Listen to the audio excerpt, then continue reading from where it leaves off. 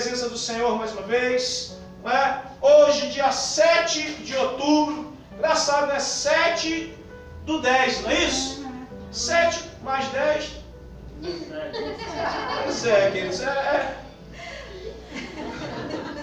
Deus tem uma obra para fazer. Amém. São exatamente 20 horas e 10 minutos. Nós não sabemos o que será. Mas uma hora dessa já foi definido o que será.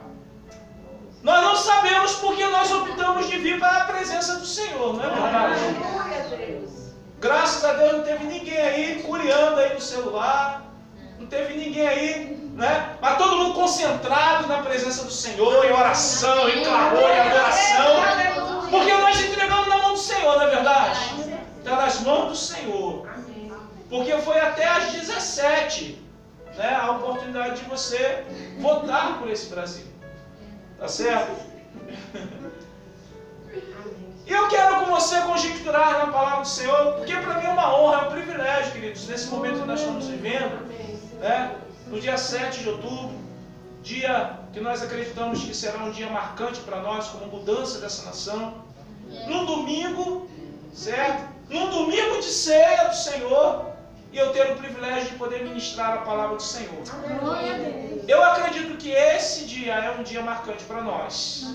Amém? Amém. Um dia que o povo brasileiro, a nação brasileira, se comportou como nunca antes havia se comportado. A nação brasileira tem se comportado de uma forma extraordinária, se levantando, tá? Denunciando, se posicionando contra o mal e, acima de tudo, se unindo, queridos. Eu tenho visto um movimento no Brasil, como no dia de hoje, tá? Que só aconteceu em 1970, um ano antes de eu nascer, com a conquista do tricampeonato brasileiro de futebol. Naquela época o Brasil era um pouquinho mais unido por causa do futebol. Eu nunca imaginei que o Brasil seria unido por causa da política. Isso é algo sem igual. Para mim é algo marcante na história. Aleluia, Senhor. Marcante na história, eu nunca vi isso acontecer. Eu nunca vi a nação se unir para fazer campanha eleitoral para um candidato que se acredita ser a mudança. Um candidato sem expressão política, sem até experiência política a nível, né, do que estamos tratando, mas que tem vindo com palavras verdadeiras, porque a gente sabe quando as palavras são verdadeiras, e que tem proposto algo novo, algo diferente, algo que venha gerar mudança. E hoje eu vi o Brasil, queridos, vi o Brasil se mobilizando nesse aspecto, independente, não é, de religiosidade, de religião, independente de qualquer coisa, mas o cidadão de bem, mas as pessoas de bem, querendo ver essa nação como uma referência no mundo. E eu particularmente, eu acredito que o Brasil, queridos, é uma nação para fazer diferença no mundo. Acredita-se alguns estudiosos que, dada a época em que Salomão foi erguer o templo, aquele templo tão sonhado pelo seu pai Davi, que Deus não quis aceitar por sua mão, mas aceitaria pela mão de Salomão. Quando a Bíblia se refere às naus de Irã, um homem que desenvolveu todo um contexto, tá, de compra e venda, de comércio através dos oceanos, a Bíblia diz que Salomão encomendou com esse homem madeira de sândalo que deveria de vir para Jerusalém da terra de Ofir. Acredita-se pelos estudiosos que essa madeira de sândalo é uma madeira associada ao pau-brasil e que basicamente era encontrada na América do Sul. Acredita-se alguns estudiosos que a terra de Ofir nada mais é do que a América do Sul, basicamente o Brasil hoje.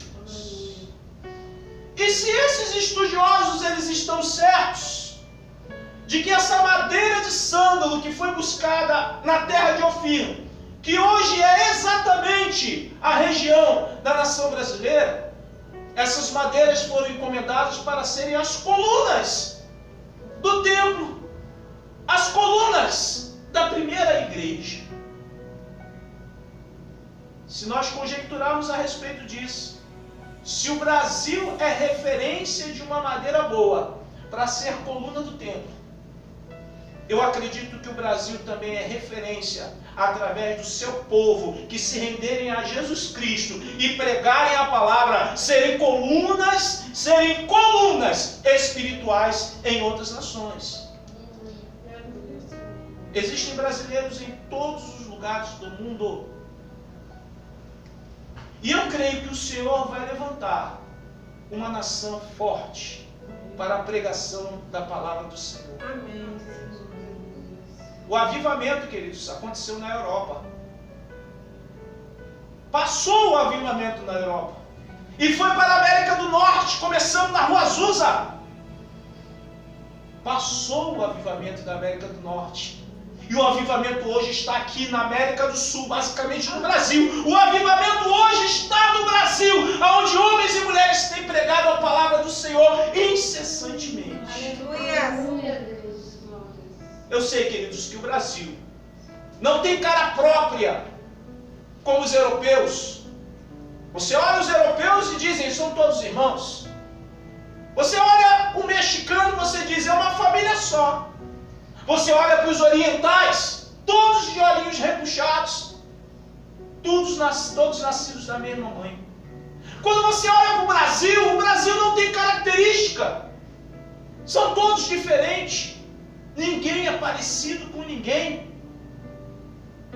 Ninguém tem a característica de ninguém no Brasil. Mas por quê? Queridos, porque o Brasil é a junção de todos os povos do mundo, de todas as culturas do mundo. E corre na veia brasileira o sangue miscigenado de todas as nações do mundo. É por isso que o brasileiro chega num lugar e ele consegue ali se assentar, se fixar e se tornar ali alguma referência. Por quê? Porque na sua veia corre um pouco do sangue daquele lugar. A miscigenação brasileira, no meu modo de ver, é de Deus uma oportunidade para a pregação do Evangelho nesses últimos tempos. O Brasil é uma referência, queridos, sim.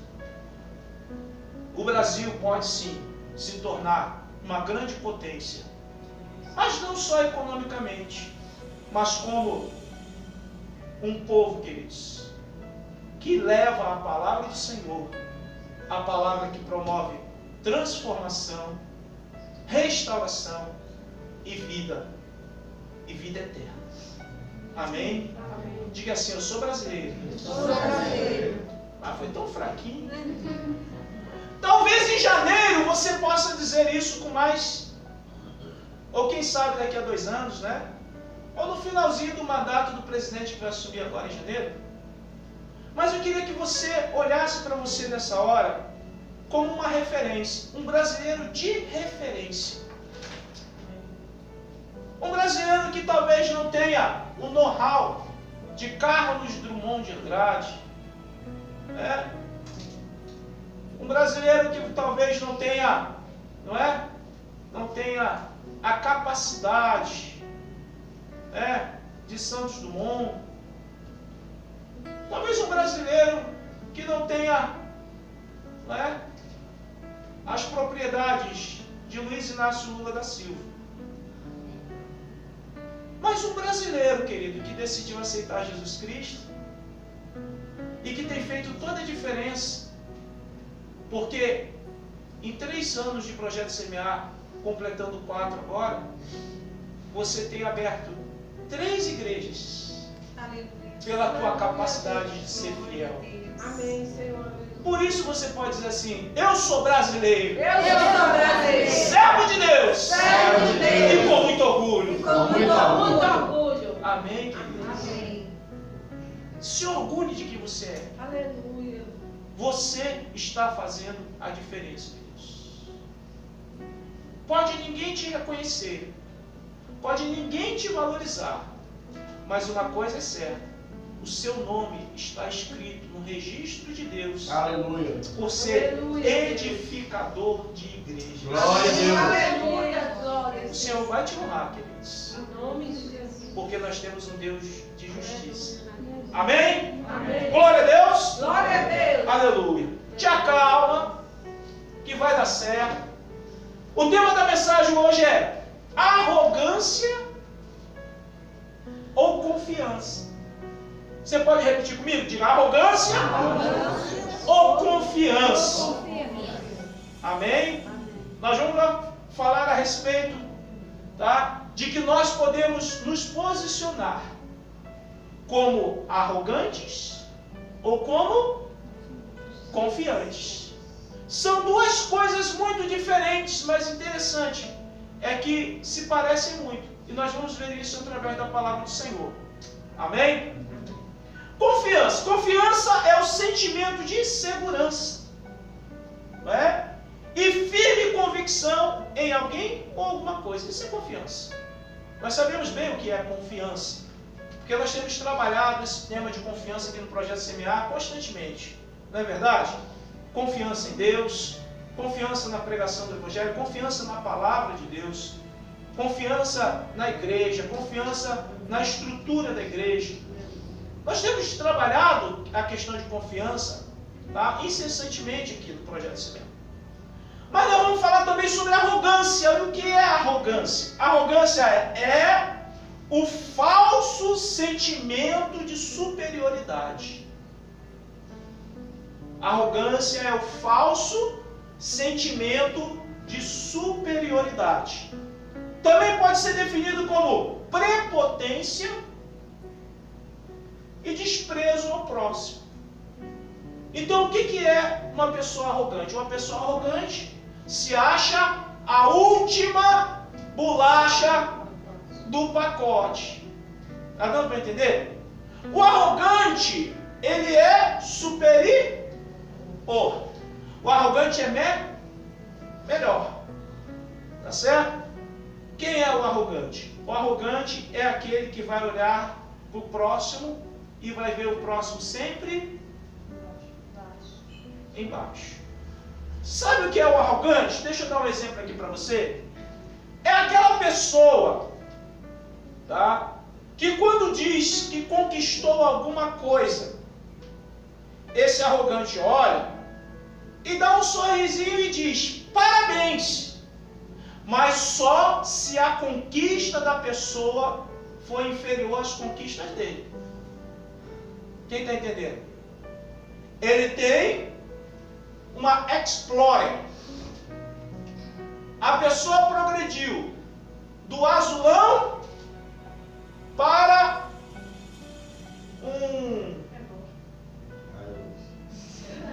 não. Para um Logan. Progrediu do azulão para o Logan. Aí ele fica sabendo, arrogante, ele tem uma explorer. E aí ele vai ficar feliz.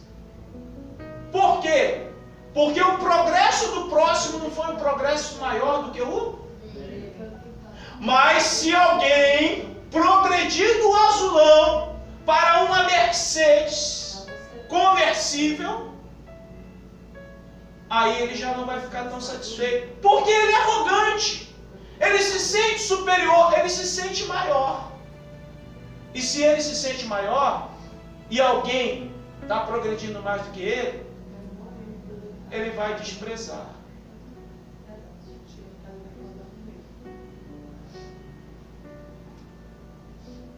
Amém?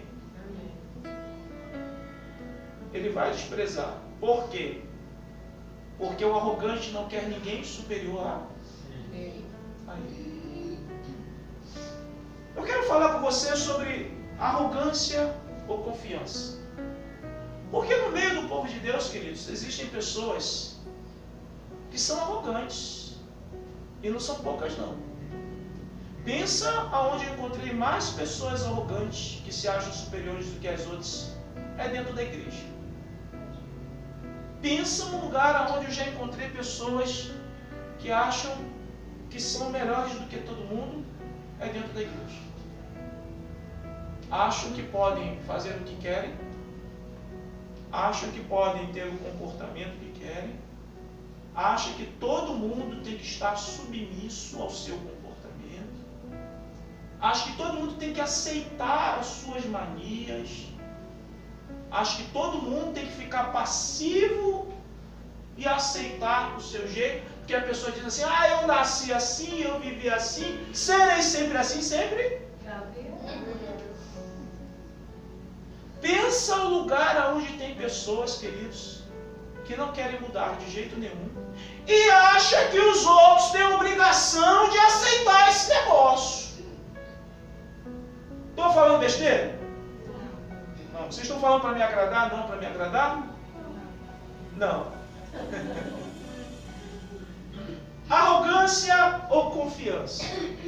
A palavra do Senhor diz em Isaías 2, versículo 17 assim, olha, capítulo 2, versículo 17. Diz assim, a arrogância do homem será abatida, e a sua altivez será humilhada. Só o Senhor será exaltado naquele dia. O que a palavra do Senhor está dizendo é que Deus vai abater as pessoas que são arrogantes, aquelas pessoas que acham que são superiores aos outros. Em contrapartida, em Salmo 40, versículo 4, parte A, diz assim, bem-aventurado o homem que põe no Senhor a sua confiança. O que a Bíblia está dizendo é que aquele que confia, aquele que acredita no Senhor, será exaltado. A Bíblia diz bem-aventurado, significa feliz. Mas a palavra do Senhor diz que o arrogante, o homem arrogante, o Senhor abaterá. Então o exaltado vai ser abatido. Entende que vai haver um negócio assim, ó. O humilhado vai ser exaltado e o exaltado vai ser humilhado. Entende que a palavra do Senhor, ela tem uma definição muito clara a respeito do comportamento do ser humano, a respeito do comportamento do homem. Eu quero citar alguns exemplos aqui de arrogância e alguns exemplos aqui, tá, de confiança. A palavra é magnífica, porque ela nos mostra a direção a ser seguida, queridos. Tá? Eu quero convidar você para abrir a sua Bíblia lá no livro de Daniel.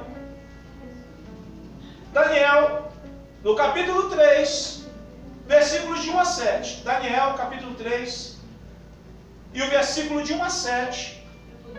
É um momento muito famoso, um momento muito conhecido, tá? Que fala a respeito de um rei chamado Nabucodonosor. Nome bonitinho, né? Esse rei Nabucodonosor se tornou imperador de um império onde subjugou a maioria das terras conhecidas na época, inclusive Israel, queridos. Tá? Esse Nabucodonosor toma algumas decisões, tá? Em que nós vamos identificá-lo como uma pessoa arrogante. Eu quero convidar você para a leitura do texto que se encontra aqui no capítulo 3, a partir do versículo 1, que diz assim, capítulo 3, a partir do versículo 1, a palavra do Senhor diz, o rei Nabucodonosor fez uma imagem de ouro que tinha 60 côvados de altura e 6 de largura. Levantou-a num campo de Dura, na província da Babilônia. Então o rei Nabucodonosor mandou ajuntar os sátrapas, os prefeitos, os governadores, os juízes, os tesoureiros, os magistrados, os conselheiros e todos os oficiais das províncias, para que viessem à consagração da imagem que o rei Nabucodonosor tinha levantado. Então se ajuntaram os sátrapas, os prefeitos, os governadores, os juízes, os tesoureiros, os magistrados, os conselheiros e todos os oficiais das províncias para a consagração da imagem que o rei Nabucodonosor tinha levantado, e estavam em pé diante da imagem que Nabucodonosor tinha levantado. Nisto, o arauto apregoava em alta voz: ordena-se a vós outros, ó povos, nações e homens de todas as línguas, no momento em que ouvires o som da trombeta, do pífaro, da harpa, da cítara, do saltério, da gaita de fole e de toda sorte de música, vos prostrareis e adorareis a imagem de ouro que o rei Nabucodonosor levantou. Qualquer que se não prostrar e não adorar, será no mesmo instante lançado na fornalha de fogo ardente. Porquanto, quando todos os povos ouvirem o som da trombeta, do pífaro, da harpa, da cítara, do saltério e de toda sorte de música, se prostrarão os povos, nações e homens de todas as línguas e adoram a imagem de ouro que o rei Nabucodonosor tinha levantado. O que o texto está dizendo? Que o sujeito construiu uma imagem e resolveu: esse será um Deus, e obrigou a todo mundo a adorar. Isso é, queridos, ou não é uma arrogância? É uma arrogância tamanho. O fato é que, se não se prostrasse diante da imagem, o que iria acontecer com o sujeito? Iria acontecer o que com ele? Queimar? Ia morrer, queridos. Ia morrer queimado. Porque tem um bocado de gente que queima e não morre. Estou falando besteira? É a morte, queridos. O que eu quero te chamar a atenção é que uma pessoa arrogante leva outras à morte. Vou trazer um outro exemplo aqui para vocês. Lá no profeta Isaías. Profeta Isaías, capítulo de número 39, de 1 a 8. Agora, já não é mais uma pessoa pagã, desconhecedora, porque Nabucodonosor era pagão, desconhecedor. Mas agora nós vamos ver alguém que é rei, que é líder, que é governador de uma nação, que é líder de uma nação, que governa uma nação. E eu quero falar a respeito do rei Ezequias. O texto diz aqui em Isaías 39, de 1 a 8, da seguinte forma: nesse tempo, Merodach Baladã, filho de Baladã, rei da Babilônia, enviou cartas e um presente a Ezequias, porque soube que estivera doente e já tinha convalescido. Ezequias se agradou disso e mostrou aos mensageiros a casa do seu tesouro, a prata, o ouro, as especiarias, os óleos finos, todo o seu arsenal e tudo quanto se achava nos seus tesouros.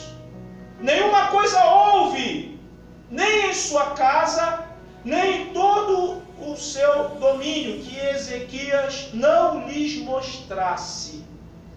Então Isaías o profeta veio ao rei Ezequias e lhe disse: que foi que aqueles homens disseram e de onde vieram a ti? Respondeu Ezequias: de uma terra longínqua vieram a mim e vieram da Babilônia. Perguntou ele: que viram em tua casa? Respondeu Ezequias: viram tudo quanto há em minha casa.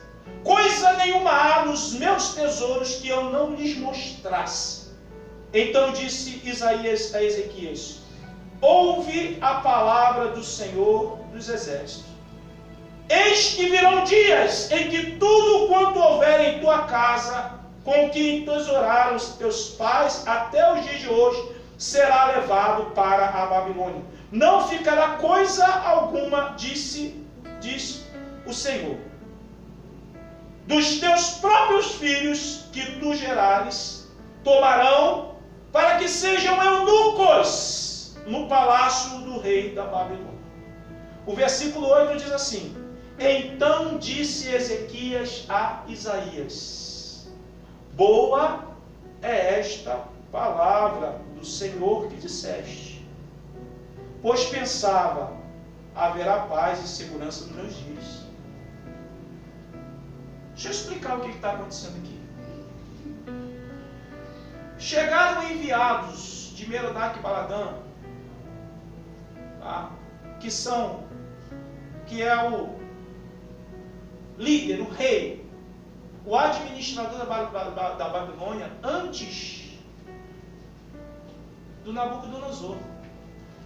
Nabucodonosor veio e cumpriu essa palavra, tomou tudo que tinha na casa do rei de Israel. Mas olha a arrogância.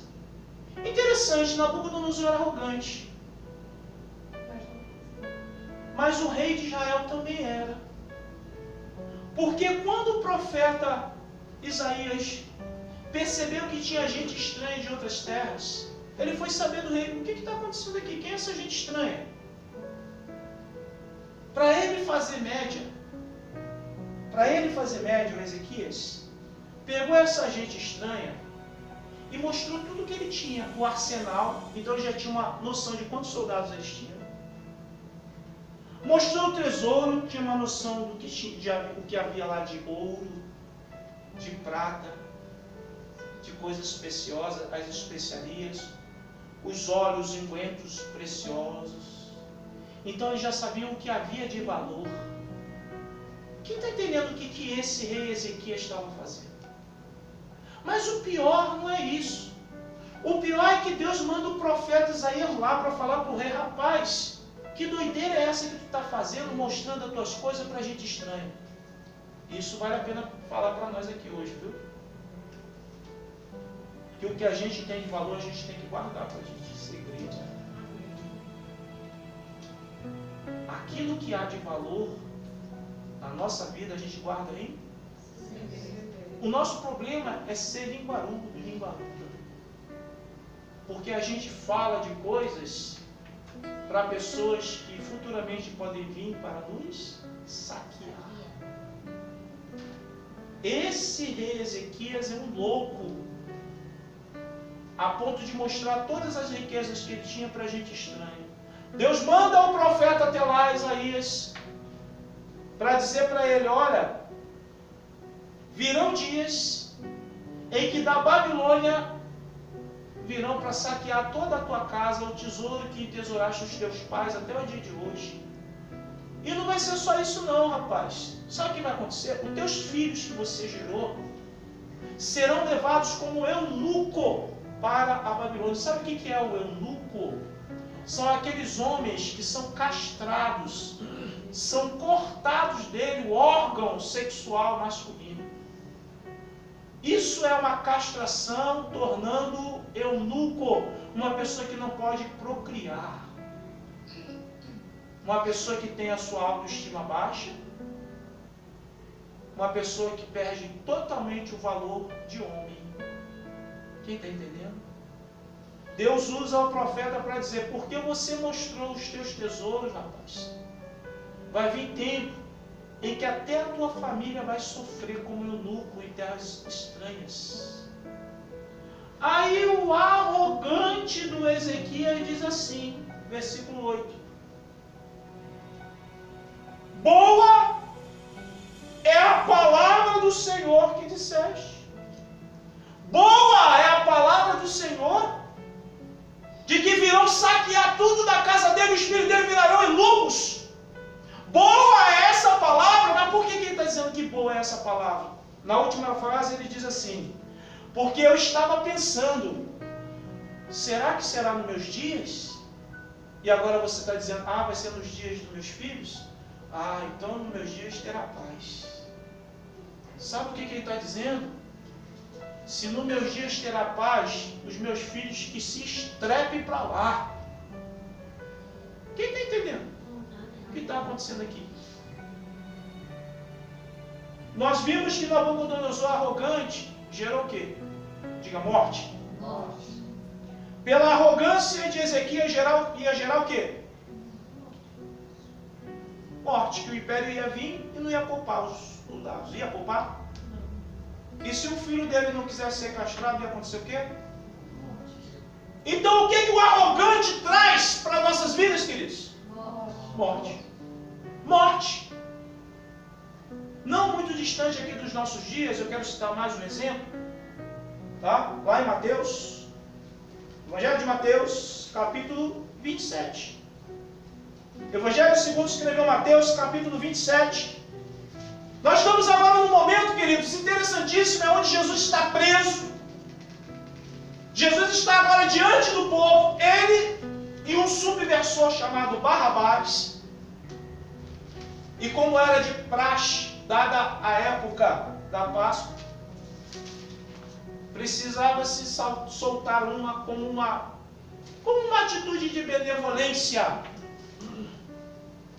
E agora, pergunta-se ao povo, quem vocês querem que eu solte? Barrabás, o subversor?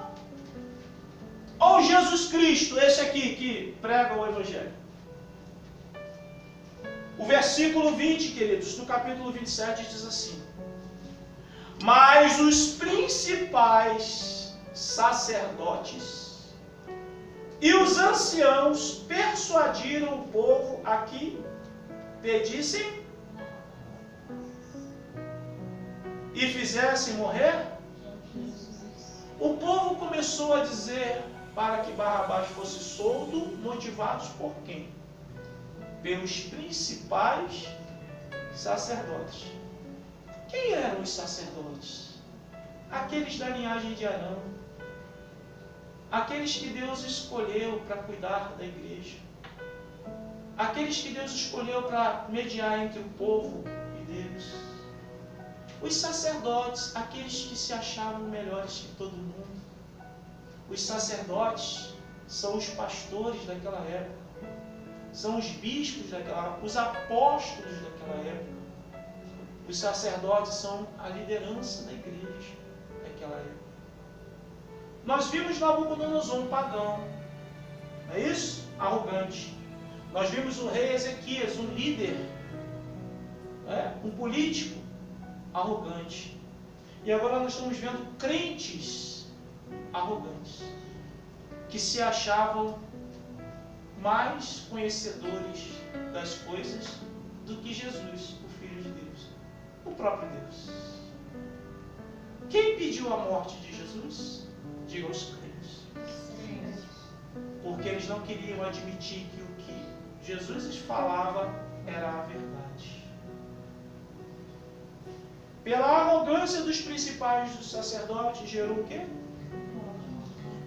Quem está entendendo que o arrogante na nossa vida vai gerar morte? Você está entendendo o que você precisa fazer em relação ao arrogante? Fugir deles. Fugir dessas pessoas que se acham superiores a você e que às vezes, em muitos casos, a gente fica ali bajulando porque a gente quer copiar o comportamento dessas pessoas. Vocês já viram isso acontecer em algum lugar? De que tem pessoa que fica bajulando o arrogante, que fica querendo ter prestígio com o arrogante, que fica querendo ter amizade com o arrogante. Engraçado, tem gente que gosta de uma vida sadomasoquista, que gosta de viver inferiorizado. E nós encontramos isso, queridos, em muitos, mas muitos segmentos da nossa sociedade. A gente encontra isso dentro de casa. A gente encontra isso dentro de casa. A gente encontra isso nas empresas. A gente encontra isso dentro da igreja. Pastores que maltratam as suas ovelhas e as ovelhas lá, o tempo todo, desculpa o termo vulgar, mas puxando o saco dele. São pessoas que gostam de Entende que o arrogante promove morte? O arrogante gera morte. Mas a palavra do Senhor, como nós já lemos aqui, diz em Isaías, capítulo 2, versículo 17, a arrogância do homem será abatida. Agora, nesse meio tempo, até Deus abater o arrogante, nós temos que fazer uma escolha. Ficar sofrendo na mão deles ou não. Eu não sei qual é a escolha que você vai fazer a partir dessa palavra, mas eu já fiz a minha. A minha escolha, queridos, é que eu quero arrogantes longe, longe e bem longe da minha vida. Porque arrogante gera morte. Nós precisamos fazer uma análise dessas pessoas que nos cercam. Porque pensa que tem gente, irmãos, que tem um coração tão mal, tão mal, tão mal, que sabe que vive de mal a pior, mas está doidinha ou doidinha para arrastar alguém com eles assim para desgraça.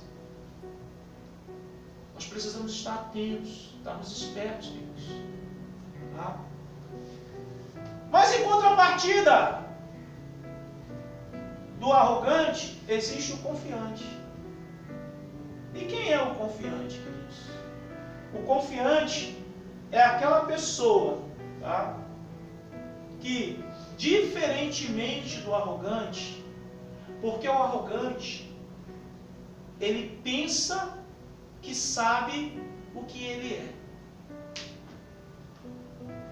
O arrogante pensa que sabe o que ele é. Na verdade, ele cria uma ilusão de ser superior. Já o confiante sabe quem ele é, mas sabe o que ele pode, em quem ele confia. Há uma diferença de contexto, há uma diferença de ideia, há uma diferença de pensamento. Um pensa ser alguma coisa, e o outro sabe que em alguém ele pode ser alguma coisa. Há uma diferença, porque um olha para dentro de si e o outro olha para alguém que pode torná-lo uma referência. Um é o arrogante, que tem a solução dentro de si. O outro é o confiante, e principalmente o confiante no Senhor, que sabe que em Deus tudo vai ser possível. Eu quero citar aqui alguns exemplos aqui, 3 exemplos de pessoas confiantes. Agora, uns confiantes que parecem até que são arrogantes. Porque tem hora que aquela pessoa que é confiante demais parece arrogante, né? São até confundidos com os arrogantes. Mas aonde vai estar a diferença? Nos resultados. Porque o arrogante de fato vai gerar o quê?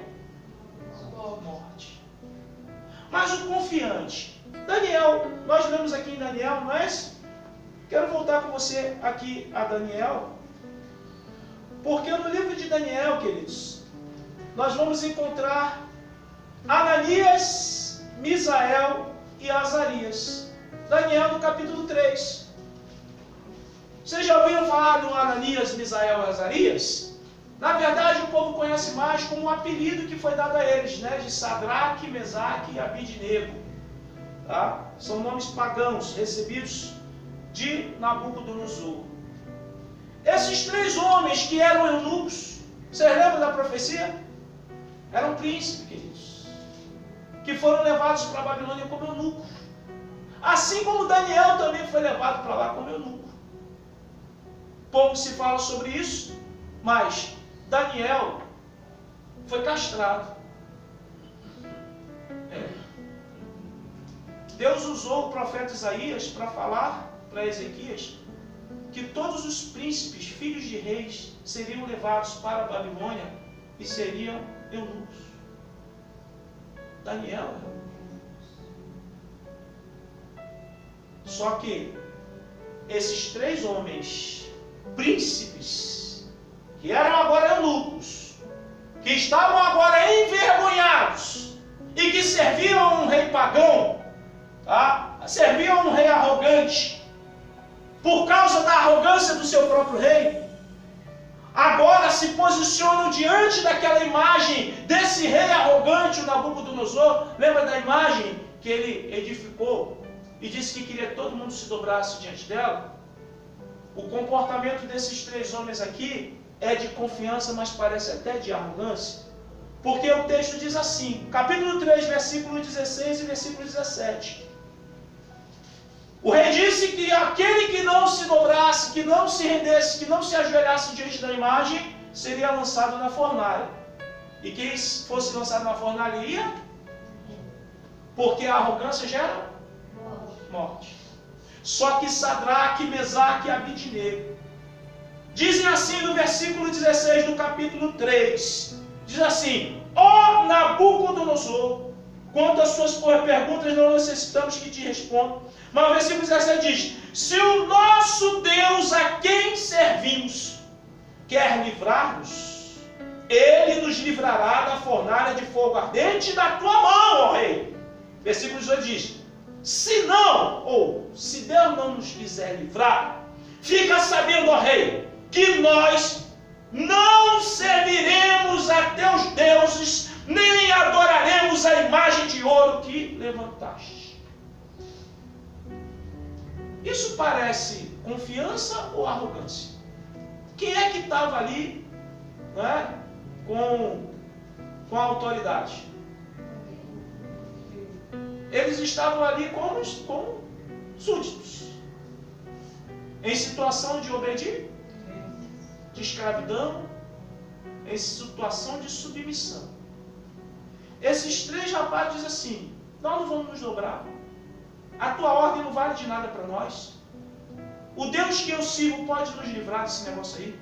E outra coisa, Ele pode nos livrar, se não nos livrar também não importa, nós também não adoraremos a tua imagem. Isso parece para vocês confiança ou arrogância? Parece arrogância. Mas quando nós olhamos pelo aspecto da fidelidade, nós estamos vendo aqui três homens decididos a servir a quem? Porque eles estão confiando no poder de Deus.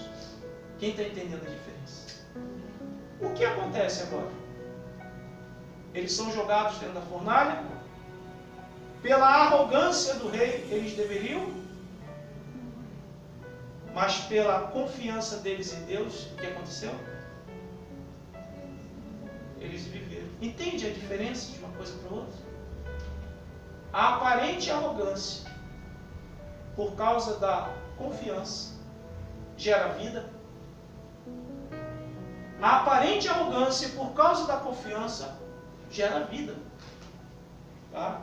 E esses homens permaneceram vivos, caminhando, andando dentro daquele fogo. O rei olha para dentro da fornalha e não vê três homens que foram lançados, ele vê 4. Porque um era semelhante ao filho dos deuses, segundo a sua linguagem, era o próprio Deus ali, porque a confiança gera vida, mesmo estando prestes a morrer. A confiança gera para nós vida, mesmo passando pelo vale da sombra da morte. A confiança gera para nós, queridos, uma mudança de história. Aleluia. Eles estavam predestinados a morrer na fornalha, mas Deus mudou a história dele porque eles confiam. E confiaram em Deus. Em Deus.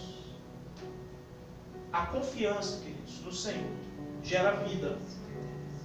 Gera vida. Quero me lembrar do rei Davi, antes dele ser rei, quando ele era um menino, lá em 1 Samuel, no capítulo de número 17. 1 Samuel, capítulo de número 17. Olha que coisa interessante. Davi parece até que é arrogante, queridos. Porque a confiança em Deus parece arrogância para as pessoas do mundo. E tem muitos crentes até acreditam, queridos, que não tem que ser ousados no Senhor, tem que ser passivos, que não tem que confrontar o mal, que não tem que bater de frente, que não tem que ser verdadeiro, tem que aceitar tudo, caladinho.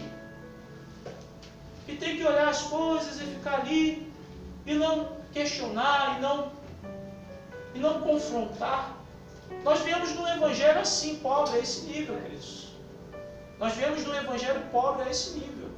Tanto é que os crentes não queriam nem se envolver com política antigamente. Só que agora as leis ficaram apertadas a tal ponto que não tem outro jeito, tem que amadurecer. Antigamente falar que ia votar num candidato cristão era uma loucura. Ele dizia, não, o crente não tem que estar envolvido na política. Davi era o que, queridos? Político. Salomão foi o que, queridos? Político. Se eu fosse citar aqui tantos nomes na Bíblia que estavam na política. Davi é menino. E ele chega agora para levar comida para os seus irmãos que estavam no fronte de batalha, não sabiam o que estava acontecendo. E aqui no capítulo 17, versículo 26, capítulo 17, versículo 26, a parte B do versículo diz assim: quem é, pois, este incircunciso filisteu para afrontar os exércitos do Deus vivo? O Davizinho chega lá para levar comida para os seus irmãos.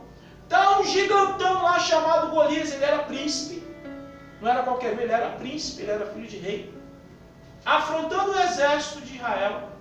Davi era um menino, ele olhava aquele gigantão afrontando, ele olhava para o exército de Israel, todo mundo tremendo mais do que vara verde, batendo os dentes, os queixos lá ó, se batendo, as pernas tremendo, todo mundo ali desacreditado por causa daquele gigante. Chega um menino e chega lá no exército, o que está acontecendo aqui? Como se ele fosse um supervisor. Porque menino, né? Menino não é fácil não.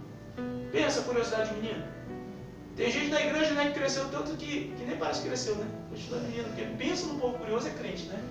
O crente tem uma curiosidade, rapaz. É assim, não é? Aí chega um menino lá e pergunta, o que está acontecendo aqui? Um só, esse cabra aí, e vocês tudo com medo, em outras palavras. Aí diz, não, porque ele é gigantão, ele é fortão, ele é isso, ele é aquilo, porque quando as pessoas estão com medo, potencializa o inimigo.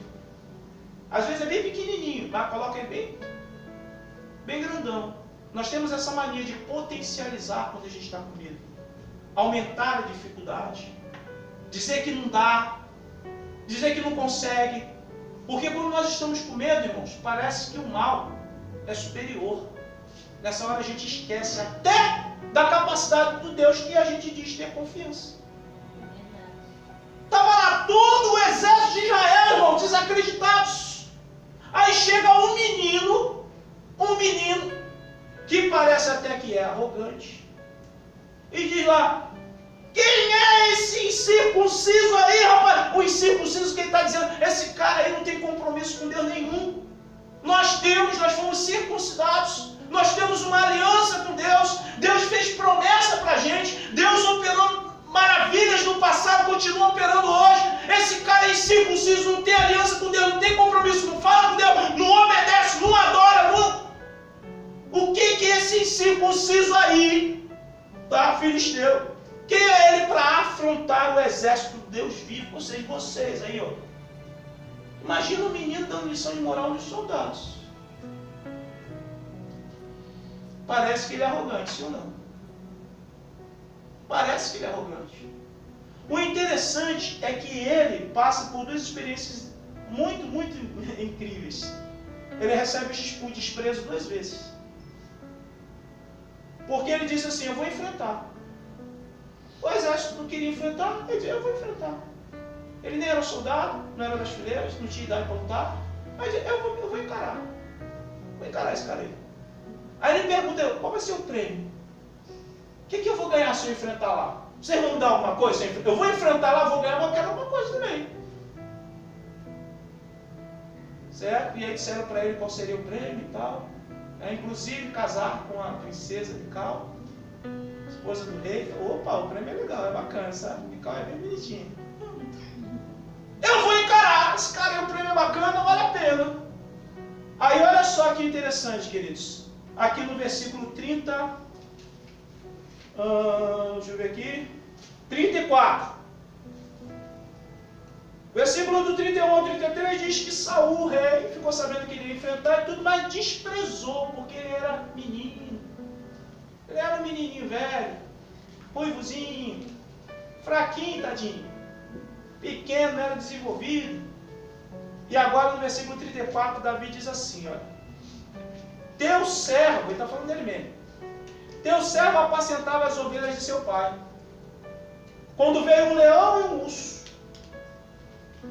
e tomou um cordeiro do rebanho, eu saí após ele e o feri, e livrei o cordeiro da sua boca,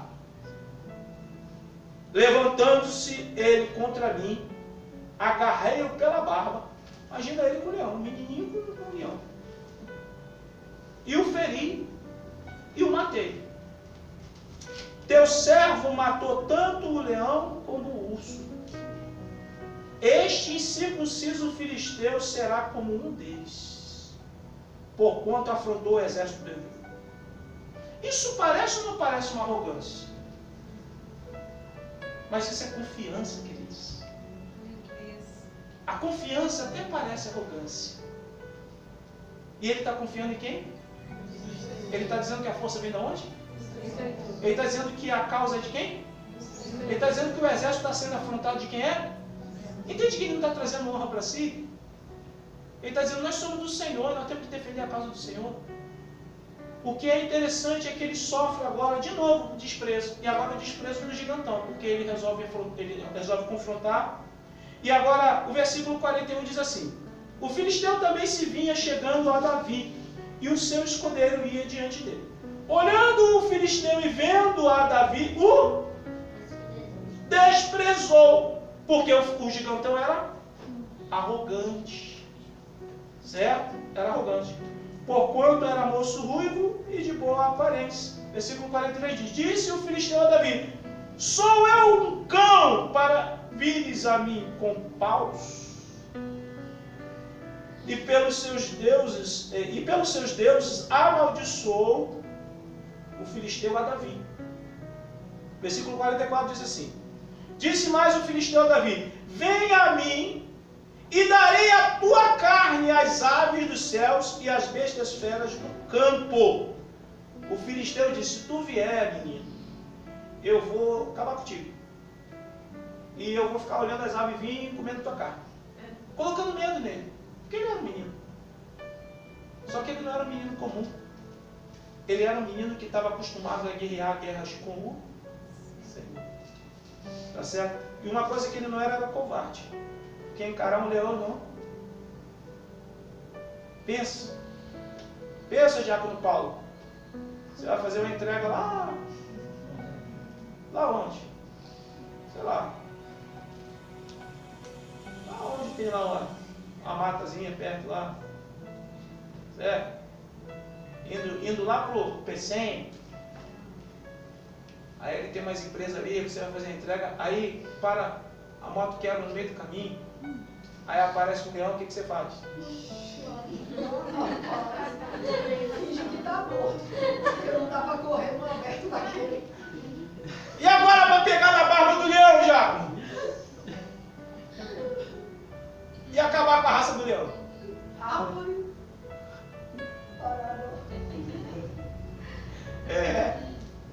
Tá pensando aí como o negócio é estranho? O gigantão disse para Davi, vou te partir todinho e vou dar para as aves comer, rapaz. Vai ser agora. Aí você pensa que o menino ficou com medo? Ele estava determinado. Versículo 45 diz assim, Davi, porém, disse ao filisteu, tu vens contra mim com espada, e com lança, e com escudo. Porém eu vou contra ti em nome do Senhor dos Exércitos, o Deus dos Exércitos de Israel, a quem tu tem afrontado. Isso parece arrogância, sim ou não? Mas isso é confiança, queridos. E a gente só vai saber o que é arrogância e o que é confiança nos resultados. Porque o arrogante gera? O que acontece? Todo mundo sabe da história. O arrogante foi pro... E o confiante Davi? Feliz da vida foi se casar com a? Com a Mical, filha do rei. Não é? Uma beleza. E ainda fizeram uma música para ele.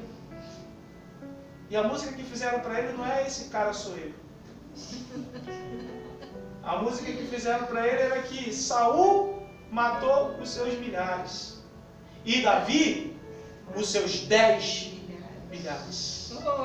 Pensa na fama desse menino por causa da confiança. Era para ele estar morto, não é? Mas a confiança em Deus gerou para ele vitória.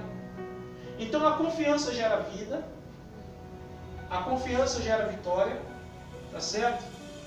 E eu quero me lembrar de Jó, porque Jó, numa circunstância muito especial, porque Jó perdeu tudo, perdeu seus bens, perdeu suas propriedades, perdeu seus filhos e perdeu a sua saúde.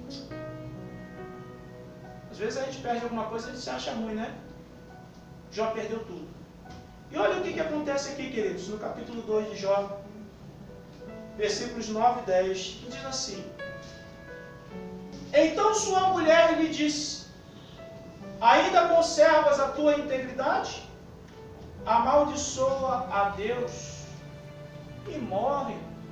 Porque ela está dizendo para ele: o que te resta agora é o quê? Perdeu tudo. Perdeu os teus bens, não tem mais nada, não tem nem dinheiro para pagar médico. Perdeu seus filhos, perdeu a sua alegria. Perdeu tudo. Como quem diz, só ficou eu aqui. E não dá certo eu ficar contigo não, pai, senão vai sobrar para mim. E ela chega para ele agora em cima das cinzas, sem saúde nenhuma. E diz para ele: sabe o que resta para você, rapaz? Faz a coisa mais sensata que tu pode fazer nesse momento da tua vida. Amaldiçoa o teu Deus. Esse Deus que permitiu você estar assim. É isso que ela está dizendo. Esse Deus que permitiu você estar sofrendo desse jeito. Esse Deus que você serviu tanto tempo, fazendo sacrifícios pelas madrugadas, e deixou você estar dessa maneira. Amaldiçoa esse teu Deus. E sabe o que tem que acontecer para você se livrar disso tudo aí? Morrer. Amaldiçoa esse teu Deus e morre. Aí parece que ele vai buscar força de onde ele não tem, para dizer assim: falas como qualquer doida. Imagina esse cara debilitado lá. E a mulher chega: amaldiçoa esse teu Deus e morre. Tu tá doida, mulher? Enlouqueceu, mulher? Imagina assim a mudança de comportamento desse homem. Ele está ali debilitado, queridos. Ele só espera o quê? A morte mesmo. Aí a mulher vem dizer para ele, amaldiçoar o que ele sempre acreditou, em quem ele sempre confiou, em quem ele sempre recebeu grandes benefícios, grandes bênçãos. E essa mulher vem dizer para ele: amaldiçoa esse teu Deus e morre. Se ela tivesse dito assim, ó, agradece a teu Deus e morre, eu acho que ele até, você tem razão, né? Mas quando ela disse assim, amaldiçoa esse teu Deus, parece que ele foi buscar força. Como qualquer doida. Temos recebido o bem de Deus e não receberíamos também o mal? Em tudo isto não pecou Jó com os seus lábios. Esse homem está parecendo arrogante, sim ou não? O cara ali já estava com o pé na cova, já estava cheirando mal, estava podre ele. Não. Só faltava mesmo deitar e ser considerado morto. E ele resolve reunir forças de onde não tem para dizer: falas como uma doida, Deus deu o bem e Deus deu o mal. Louvado seja o Senhor.